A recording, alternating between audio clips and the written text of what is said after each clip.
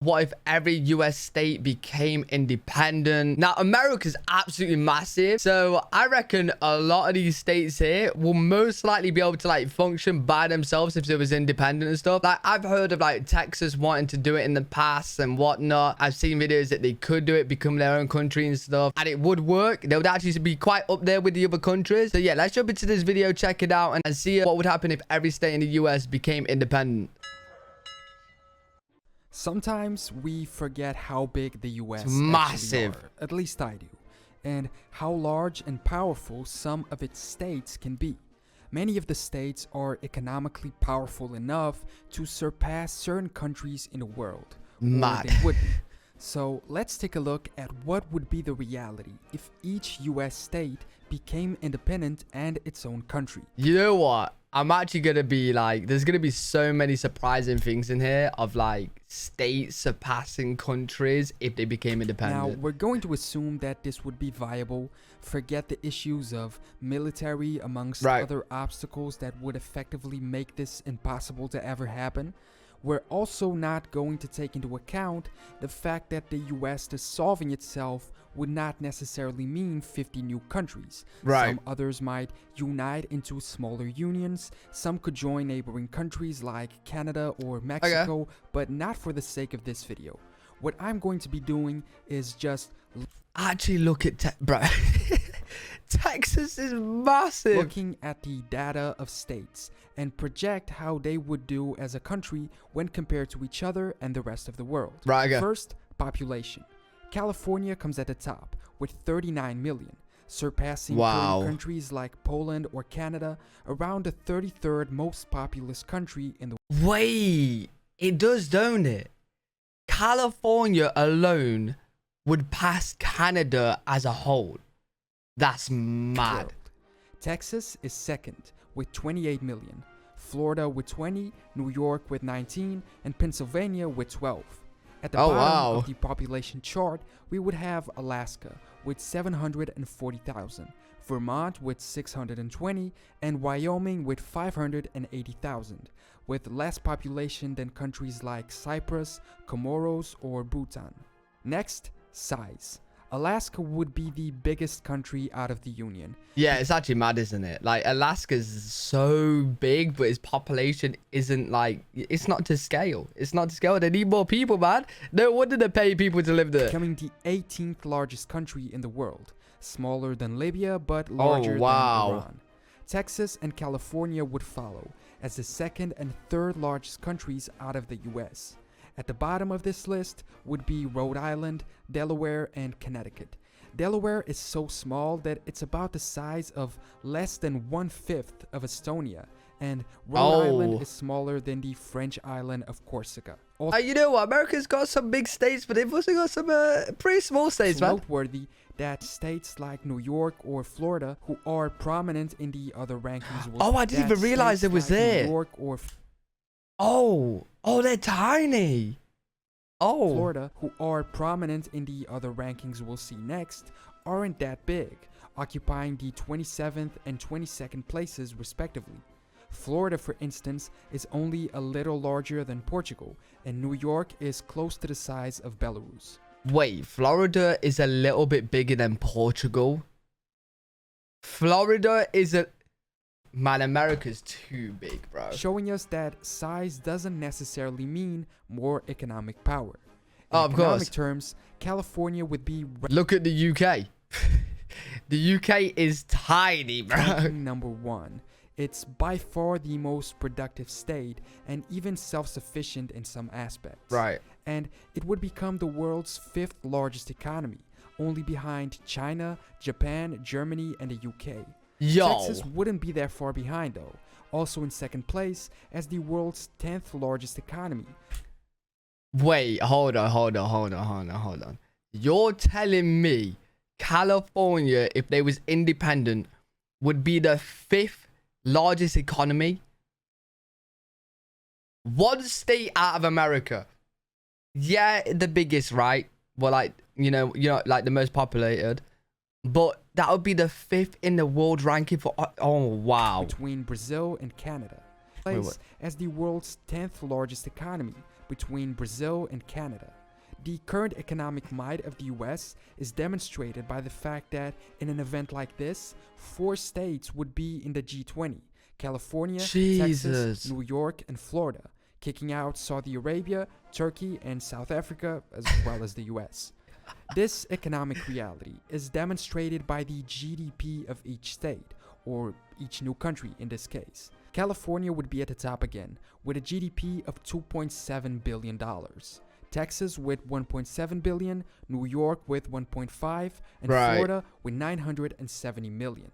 It seems as if, in the case of independence, these 4 would be at the top of almost all rankings amongst the old states.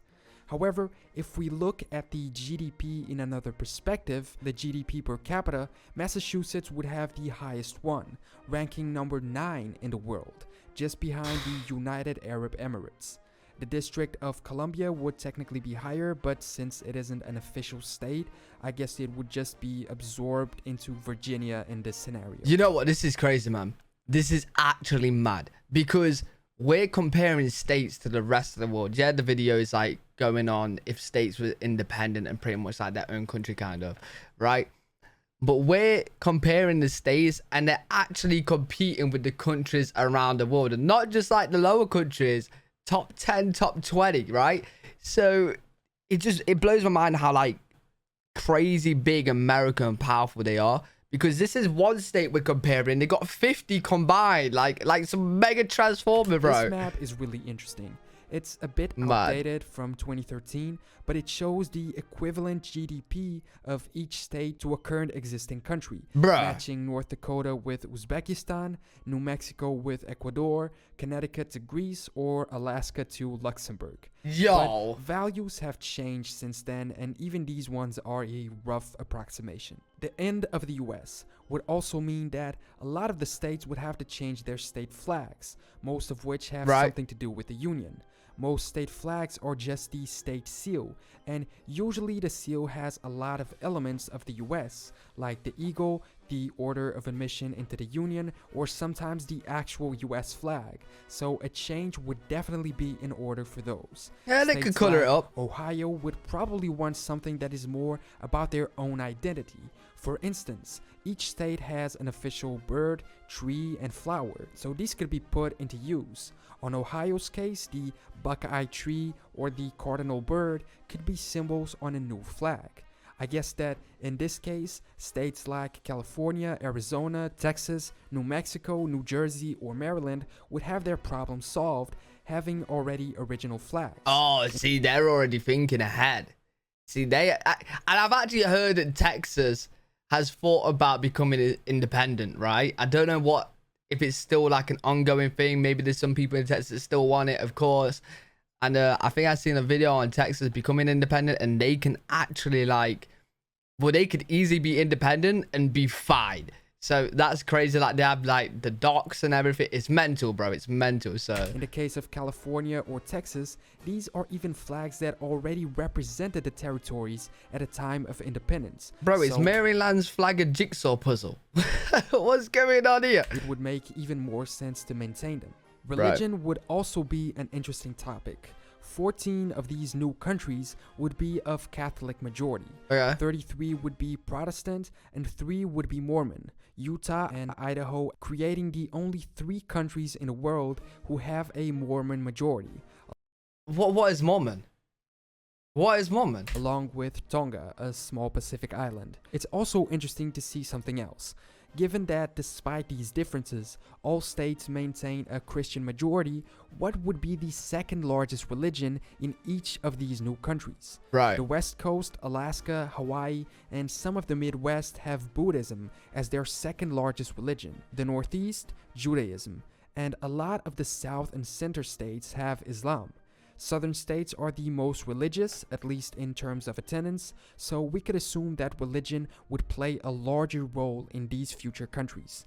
States like Vermont, Maine, and New Hampshire are on the opposite end, with lower... What's the grade? They're just not religious? Is the great, like, no intent? They're just not religious, bro? Church attendance, and perhaps less importance of religion for the population. Assuming that military issues would not be a problem, and that the military power of the US would simply be divided among states according to the nature of each soldier. Yo, that would still be so powerful, bro. Even if you divide it. Texas would have the largest military, with a total of 292,000 Not troops. bad. California would follow with a total of 247,000. It's not bad at all. And keep in mind that this data isn't really certain and might be outdated. With this data, Texas would be the 20th strongest military force in the world, above Canada, and California would follow right behind. Wow. However, this is just about soldiers. The question would be put of how to divide other military supplies and equipment, vehicles, like tanks, the US Navy, the Air Force. In my opinion, military unity is what makes a US breakup most unlikely. The fact that they would abdicate being the world's strongest military force, and the mere confusion and mess that it would be dealing with the post-Union military force. We can also take a look at some other interesting statistics that show us current differences between states that would transfer into differences between the new countries. Yo, which countries is gonna have weed, bro? Yo, a lot of people be moving countries for this reason right here. For instance, the legalization of marijuana, legal on all of the West Coast for recreational use, for medical use in a bunch of other states, but illegal in some others. And remember that this is before the 2018 midterm election. In terms of crime rate, should the current stats be maintained, Vermont, Maine, and Minnesota would be the safest of the 50 countries. New Mexico, Alaska, Louisiana, and Arkansas would be the top 4 most dangerous countries. Wow. The states with the highest percentage of poor people could likely be in the South, while the ones with the least percentage of people in poverty would be in the Northeast.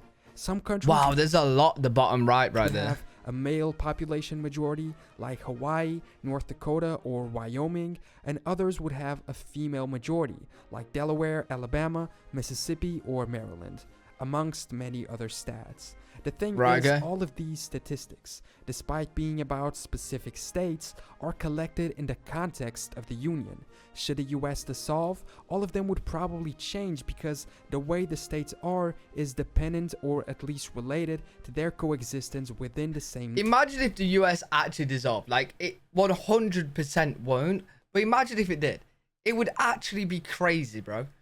The world would be mental. Because, like, you've got 50 new countries that will be, like, it's not just new countries that's just going to form and just, like, they're just not there. It's new countries that's going to be powerful. All of them, right? It would just be mad. It would just be so weird. It would just be crazy and some, like, weird to adapt to. Nation.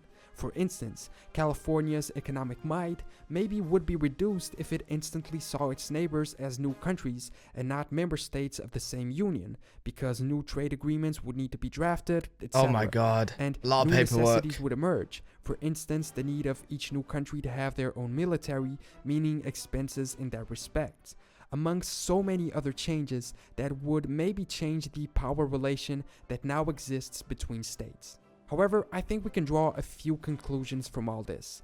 In the event of every state becoming independent, 4 of them would instantly become powerful countries in the world. California, Texas, New York, and Florida. They top the most significant criteria: population and economic power. Do you know what, though? This can never happen for the sake of humanity.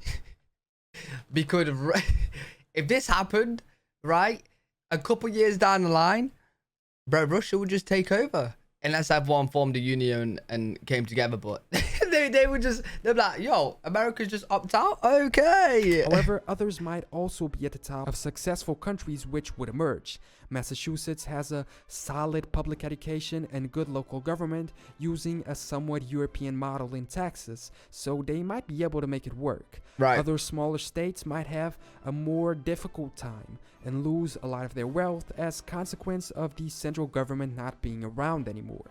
Maybe new unions would emerge, and we can only really try and guess what would happen. If you enjoy this one, remember to subscribe. Yeah, this is pretty fun, I can't lie. Let me know what you guys think in the comment section as well. Your opinions on it. What would happen? What do you think would happen? Enjoyed that video. Hopefully you guys did as well. If you did, make sure to leave a thumbs up, subscribe for more content. I'm live every single day on twitch.tv/LPWG. You guys want to head over there, chat to me live. A lot of you guys have been coming recently. It's been really fun. And I'll see you all in the next one. Peace.